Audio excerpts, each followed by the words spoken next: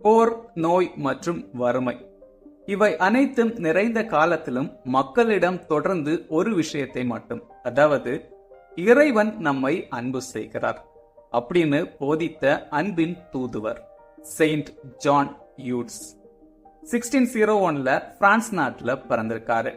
அந்த காலம் ஐரோப்பால போர்களும் மத மோதல்களும் நடைபெற்ற காலம். தன்னுடைய சின்ன வயசுலேயே குருத்துவ அழைப்பை ஏற்றுக்கொண்டிருக்காரு. மக்களின் ஆன்மீக வாழ்க்கையை புதுப்பிக்கிறதுல ரொம்பவும் ஆர்வமாவே இருந்திருக்காரு. கிறிஸ்தவ வாழ்க்கை என்பது சடங்குகள் அல்ல, இறைவனின் அன்பை இதயத்தில் சுமந்து அதை மற்றவர்களுக்கு பகிர்ந்து அளிப்பது அப்படின்னு போதிச்சிருக்காரு. ஒரு நல்ல மறை போதகரா மட்டுமல்லாமல் ஏழை மக்களுக்கு உதவக்கூடிய சிறந்த குருவாகவும் இருந்திருக்காரு. அந்த காலத்துல தொற்று நோய் வேகமா பரவி இருக்கு. மற்றவர்கள் செல்ல மறுத்த இடங்களுக்கும் துணிச்சலோடு போய் அந்த மக்களுக்கு சேவைகள் செஞ்சிருக்காரு ஜான்.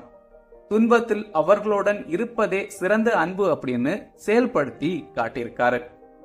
அந்த காலத்துல பல குருக்களுக்கு ஆழமான ஆன்மீக பயிற்சி தேவை அப்படின்னு உணர்ந்திருக்காரு. மறைமாவட்ட குருத்துவ சபையை நிறுவியிருக்காரு. அதன் மூலமா குருக்களுக்கு ஆழமான ஆன்மீக பயிற்சி கொடுத்து அவர்கள் மூலமா மக்களை இறைவனிடம் கொண்டு வரணும் அப்படின்னு முடிவு செஞ்சிருக்காரு.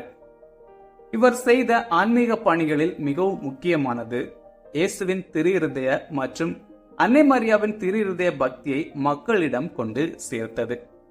இந்த இரண்டு இதயங்களும் அன்பு, இரக்கம் மற்றும் கருணையின் ஊற்றுக்கள் அப்படின்னு மக்கள் கிட்ட போதிச்சிருக்காரு. இறைவனின் அன்பை இதயத்தில் சுமந்து அதை மற்றவர்களுக்கும் பகிர்ந்து அளிக்கணும் அப்படிங்கிறத தன்னுடைய வாழ்க்கையின் மைய கருத்தாக கொண்டு வாழ்ந்த ஜான் இறுதியா 1680ல இறந்து போயிருக்காரு. August 19 Saint John Eudes feast டே.